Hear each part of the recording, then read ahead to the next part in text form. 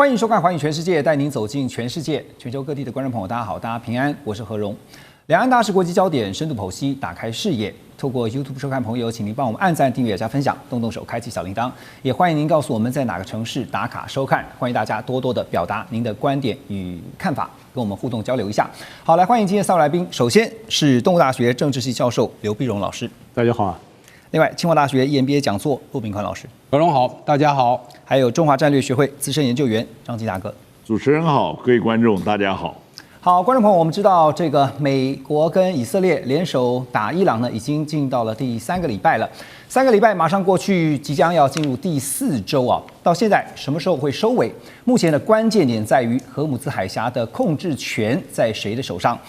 伊朗宣布封锁荷姆兹海峡之后呢，现在冲击到了全球的能源市场啊，包括经济也受影响。而现在呢，又传出了也门的胡塞组织要进一步，他们要跟进。他们说呢，要加码跟进，因为根据俄新社的报道，胡塞政治局成员布海提表示呢，为了要支持伊朗，他们也准备跟进封锁另外一个海峡，叫曼德海峡。在画面当中，我们也看到这个相关的地图哈。好，那这边有个图板，让大家快速来了解相关的地理位置。我们看到的就是呢，现在在讲的是这个关键，大家这几天一直在讨论的荷姆兹海峡在这边，而我们目前讲的这个曼德海峡呢，就是在荷姆兹海峡的东南方左右，这是阿拉伯的整个半岛。这个曼德海峡为什么重要呢？因为它是红海通往阿拉伯海，那在过去呢，就是我们所在的亚洲了。所以现在也门的胡塞组织说，他们呢在荷姆兹海峡之后，现在也要进一步的来封锁曼德海峡。曼德海峡呢，它是连接了欧亚非这3大洲的水上走廊，占着世界这个海上石油贸易量啊，总共看了一下数字是6%。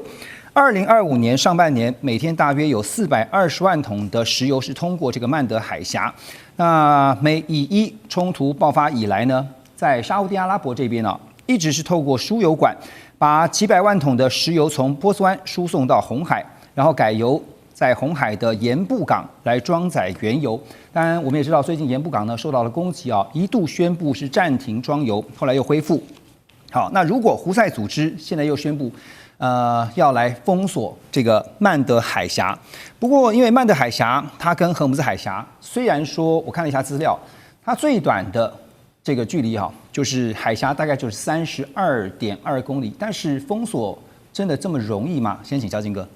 我想啊，首先我必须要澄清一下，其实这个胡塞啊这个组织啊，现在来凑这个热闹。我实际上是就是说班门弄斧啊，在骆老师面前，这个有点趁乱入室啊，趁火打劫的味道。但是问题是，蹭一波是吧？对啊，但是问题是蹭这个事情，事实上是搞错了。您看一下你那个地图哦，来，那个盐部啊，是距离曼德海峡要往上北，大概已经有2/3的地方，那个位置是盐部，大概距离它1100公里到1200公里之间，那个是横跨整个沙烏地的这个中间出来，所以对，大概就是您刚才落笔那一点，这个地方没有上面在对，那个是盐部，所以呢，那个是整个这样跨过它的腰部，那边的油都是经过苏伊士运河往北走，所以呢，这边封啊是根本没有。以往是因为绕经啊这边啊波斯湾出来，然后绕经阿曼、也门，然后这样你在这个封才有用。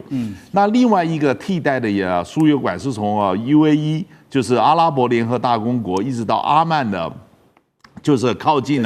对，靠近阿拉伯湾这边啊，是吧？这边。那个边呢是往亚洲，所以你这个曼德基本上来讲，在这段时间啊，这个大游轮呢走的反而不多，但是呢宣布是有心理的震撼。那比较这2个这个海域，你可以看得到，曼德海峡啊是有替代航道，最多绕远一点嘛，绕非洲，也绕也就绕过去。但是目前呢，基本上它是用替代的油管跟气管，然后到那边到烟部那边接了，然后往这个输往欧洲，对，所以呢，他在这个地方根本是没有办法真正达到他封锁的目的。那就这2个海峡而言，这个荷姆斯海峡是这个阿曼跟这个伊朗两边来，但是呢，在曼德海峡是这个厄立垂亚还有这个吉布地还有也门这3方。那基本上来讲的话，也门这个地方是有比较足够做的这个军力，对，然后这个胡塞，然后在这边形成干扰。但是呢，紧邻的那边啊，这个吉布地啊，是各国都在那边，对，都在那边租借这个就是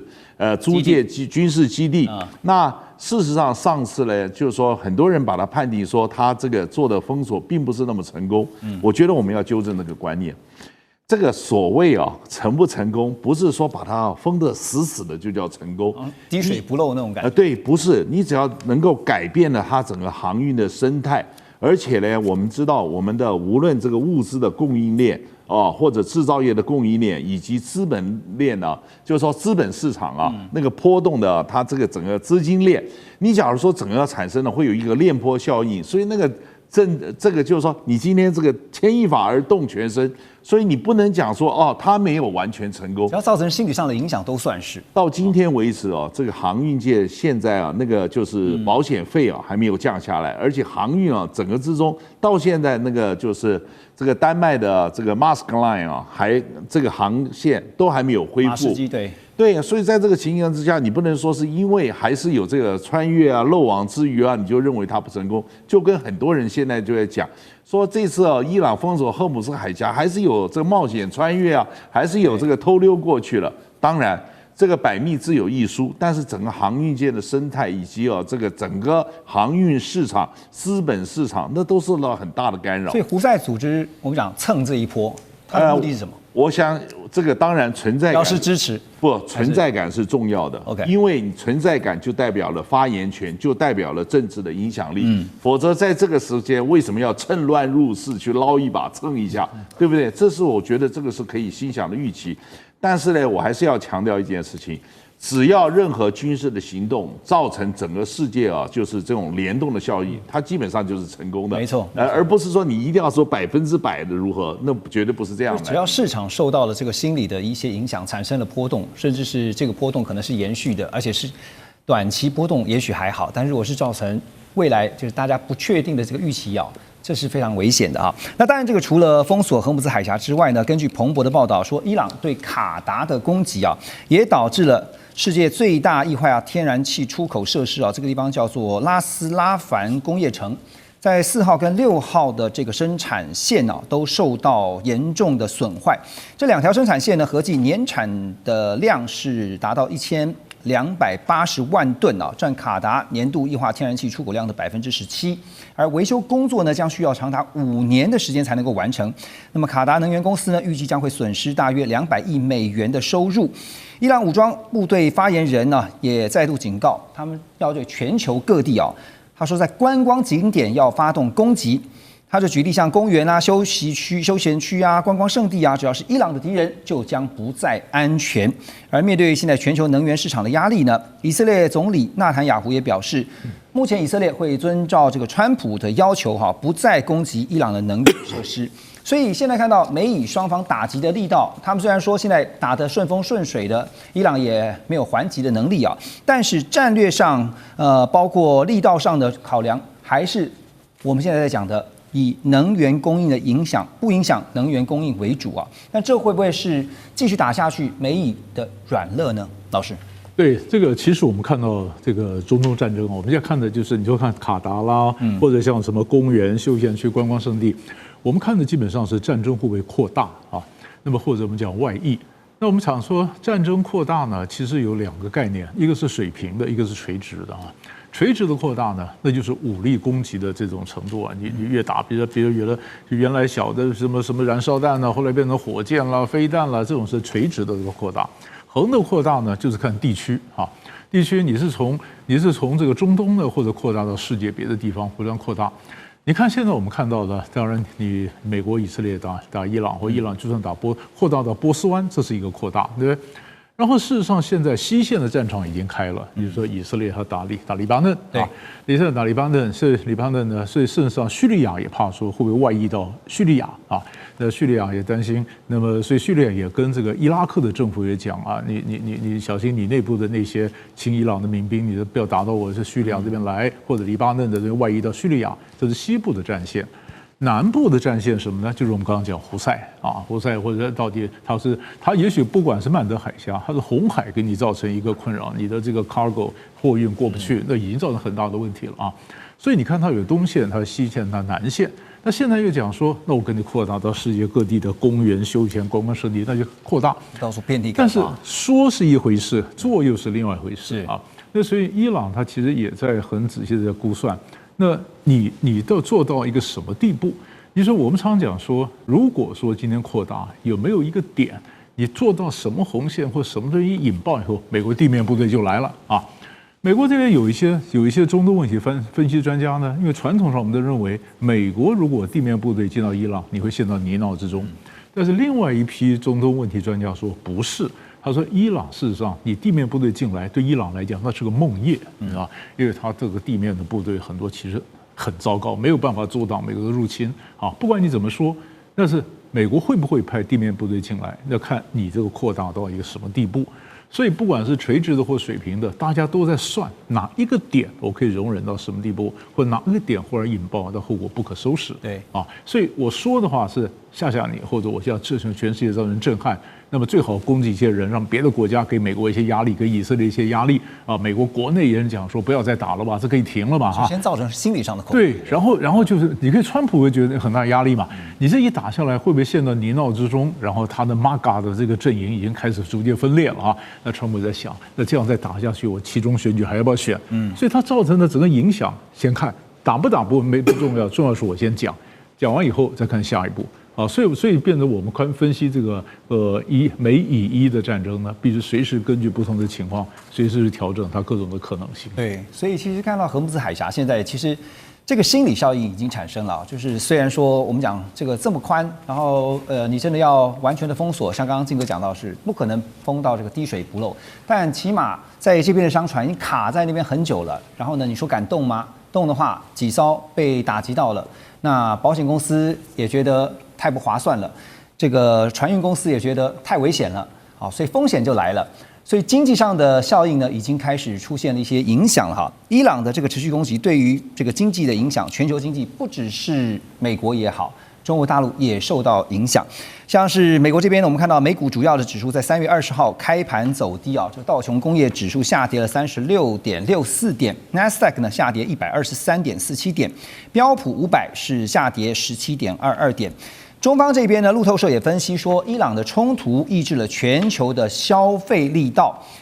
因为通膨可能会造成涨价、消费缩手，所以呢，造成中国大陆的出口可能会受到冲击。那这又会进一步呢加剧中国大陆呢国内需求的疲软，而且很多企业啊，这个无利可图，就会减少投资，影响工资的发放，所以消费增速也会进一步的放缓。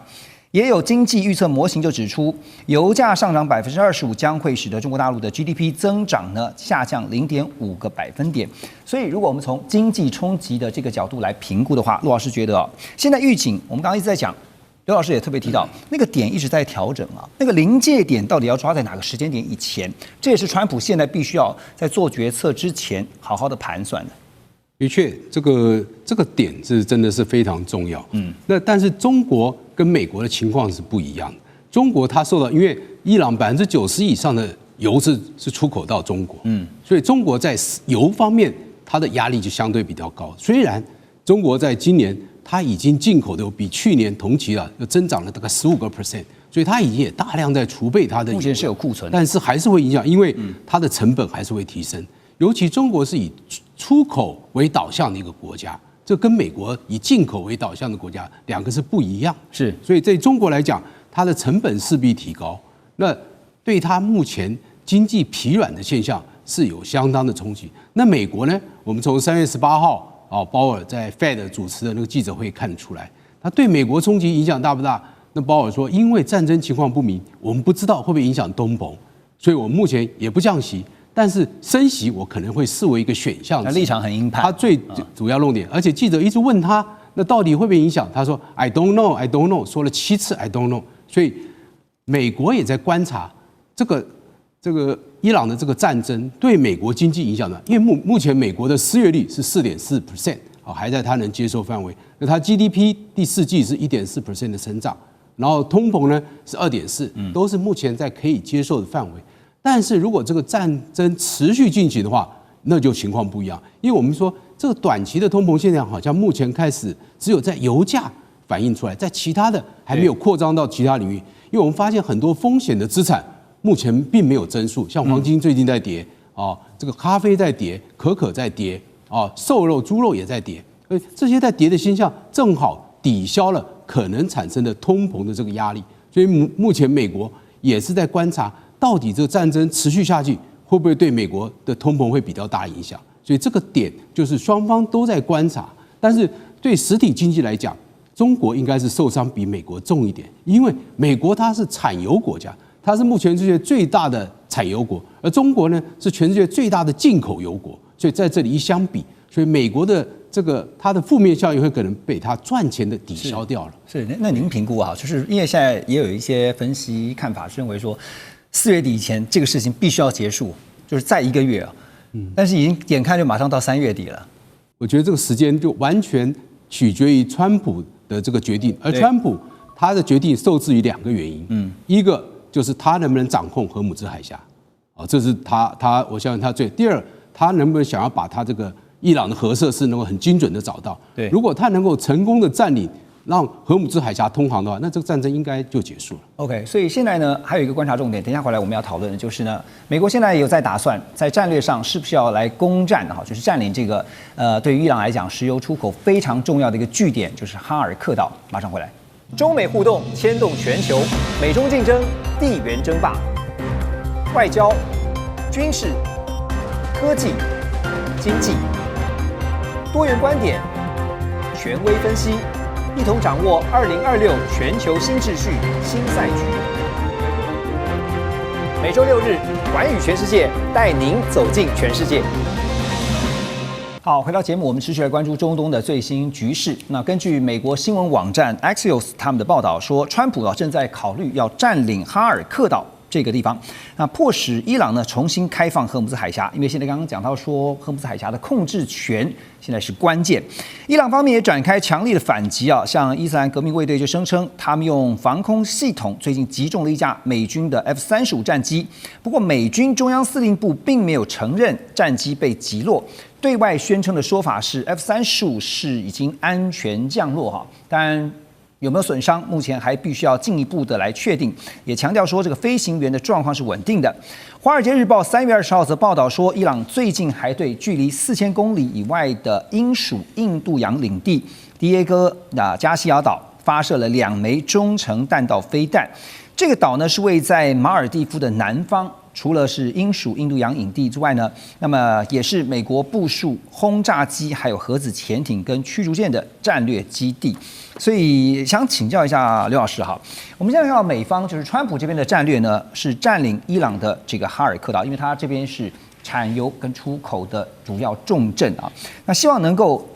得到这个德黑兰啊，他们能够答应来开放这个荷姆兹海峡。当然，这是理想的状态之下。可是呢，你要占领这个哈尔克岛，目前的分析也看，你必须要出动地面部队，才有办法达到这样的目标。因为呢，这是目前如果出动地面部队，它损伤造成最低的一个前提之下。好，那当中的这个战略盘算怎么看？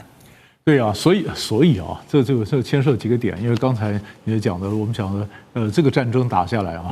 有很多的消息真真假假，对不对哈？大家也在打信息战，信息战有真的有假的啊，到底是真或者我是吓你的，或者故意放话啊？那第二个呢，就是目的到底是什么啊？目的是什么？因为川普的战争目的呢变来变去啊，一下说，比如说你会说啊，要政权更迭，他的核武，他的飞弹啊，或者还要支持他的这个人民起来就是抗暴，或者说海外的这个代理人啊。那现在呢，经过经济学人说，那到最后这些你都白讲，你也别听了啊，真正目的只有一个，就是荷姆兹海峡啊。那荷姆兹海峡呢？那伊朗说他要封，那么川普说我们要开啊。伊朗的封也没办法真封，川普的开也没办法真开啊。那川普想让他开，但是也没办法，因为这个开而迫使伊朗让步。伊朗要封也没办法迫使美国要能够停啊。双方都在讲。可是你再看，那他别的攻击跟荷姆兹海峡有没有关系呢？如果说荷姆兹海峡是最终的目的，那你别的攻击好就回到你的问题，哈克岛。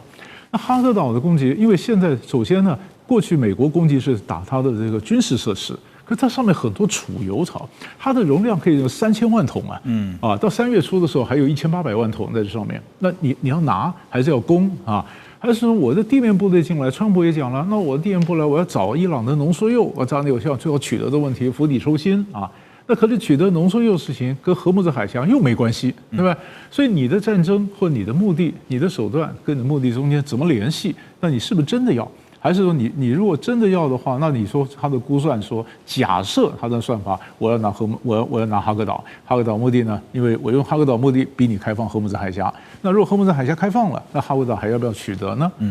那或者说我的部队要进来，如果算了以后，我就整个陷泥淖之中，我是不是还用这种方式来取得哈克岛呢？他内部也在辩论，伊朗也是这样子啊。你去打那 Diego Garcia 在印度洋中间，你打到那么远。当然，你说英国也在那边，美国战略目的是什么呢？对，他是讲说，也许制造一些恐慌，或者美国它的基地嘛，还有一些战略的冲的基地。可是你就打到 Diego Garcia，跟你的伊朗的战争有什么直接的一个结果？我觉得这可能这也要花点时间去解释。这一点，庆哥怎么看？或者对，我想大家一定要了解，1986年啊，就是当2伊战争的时候。这个伊拉克就打过哈克岛，然后他的报复手段就是封锁荷姆兹海峡。我们要知道，只有围魏救赵，没有即魏救赵。现在是你掐我脖子，我踢你卵子，他会放手吗？对不对？所以这是两者。从1986年到现在荷姆兹海峡总共有8、9次危机，每次是怎么解决？每次都是美国降温，那边伊朗也相对降温，交锋。事实上，美国现在这个财政部部长讲，我们现在已经容许伊朗的油这个经过荷姆兹海峡都是在放信号，意思就是说这个事情要降温。对，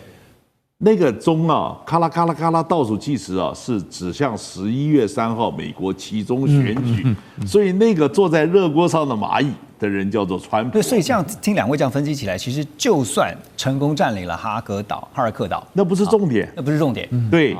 因为对于实质上的这个荷姆兹海峡的开放，其实是没有太大的没有因果关系。对，好，那所以呢，我们也看到最近这个川普最新的发文，他有在松口考虑说呢，要逐步缩减对伊朗的军事行动，这是最新的消息，而且强调，因为他在出 social 发文，他说呢，已经非常接近美国达成对伊朗的目标，包括呢。削弱这个飞弹的能力，还有呢，摧毁伊朗的国防工业基础，歼灭这个伊朗的海军、空军，以及呢，阻止德黑兰接近核能力。还有一点最新的就是保护中东盟友。好，进一步请教就因为讲到这个军方这边也有一些想法，美国的空军上将就表示说呢，美军为了要突破这个荷姆兹海峡派出了火力强大，像是 A-10空击机，还有阿帕奇的攻击直升机，那扫荡荷姆兹海峡上空以及伊朗南部海岸。A-10攻击机它是1976年就开始服役的，算是这个机种比较老旧的但是它的对地火力强大。那金哥又怎么看这个？因为从1976年就开始服役这次为什么还是变成美军倚重的打击力量？我必须要强调，老骥伏枥，志在千里仍堪大任。这个系统它不断的升级，武器不断的进步。这个呢，基本上来讲，我们讲说这个就是耕田的马。是可以这个干苦活的。别小看老将，对，他是个 workhorse。这种是这个低成本，整个任务的成本是非常低，载弹量又大。但是不要忘记，系统不断的升级，武器不断的更新，所以基本的构型虽然不会改变，但它执行任务的能力一直在升级。单次任务的成本是非常重要，这就是为什么 B-52H 到现在还保留了在用，但是 B1、B2 那个更先进的那个当时用B1、B2 希望去隐形又是突防如何，那都随着时代。为什么？因为现在是靠的武器去突破反攻，而不是靠这个。但最重要，我还是要讲一句非常不客气的话：这个上将要打屁股。你现在把这个法宝拿出来，当初一开始动手的时候，他就在哪？你还没把它调去，换言之，也就是说，你当初就没有把它所有东西这个牌都已经准备好，你就动手打牌。你现在是再把一牌一张一张摊出来，现在感觉有点像见招拆招是吗？不是，这简直是害死你的组织川普，对不对？你是不是一开始就应该摊出来？对不对？你现在想到那你早干什么的？那另外一个问题，我想请教你啊，在画面当中的中间这边啊，这个华盛顿近东政策研究所哈，有一位伊朗防务专家，就是这位法尔金纳迪米。他说呢，伊朗仍然拥有大量的水雷，还有车载巡弋飞弹，以及呢数百艘完好无损，现在藏在这个沿海岛屿挖隧道当中的船只啊。言下之意就是说，美军你要想消灭得了我这个伊朗的有生战力，恐怕不是一件容易的事。他们难度在哪里？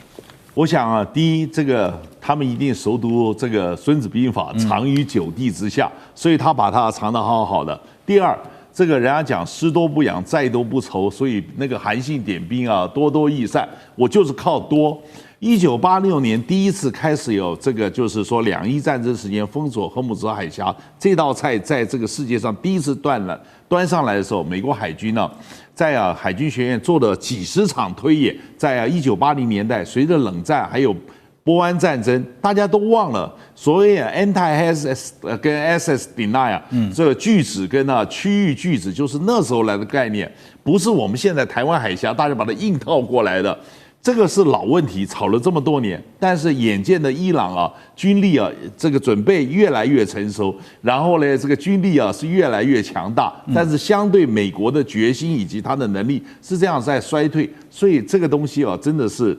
我只能讲一句话，这个就好像那个立式香皂的这是广告。他还有更多的等待你去发掘嘞，还有一些是都藏匿在现在好好的，你不知道他的法宝的，他现在陶醉。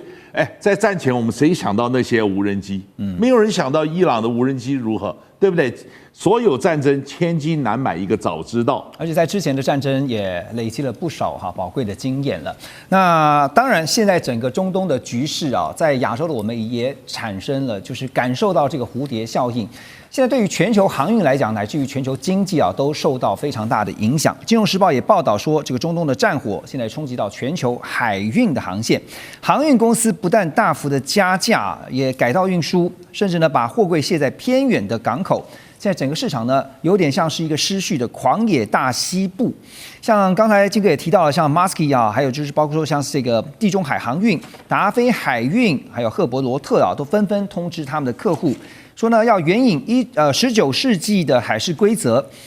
把这个货柜呢卸在最近的港口，但相关费用要由货主来承担。另外呢，受到了战争风险保险还有燃料附加费的推升，部分航线的价格呢已经上涨到原先的4倍了。比如说从英国到杜拜这个例子来看的就是每个标准货柜的运费已经从原本$1500飙升到将近$6000一柜。中东战争的冲击，短期对于航运对于这个油价来说这个推升一定是可想而知的。那对于航运业来讲呢，要怎么看这是危机还是利多？对它短线来说呢，它绝对是它的利多。因为航运业是战争的红利产业，这个红利来自于全球经济的失血。所以它在这里是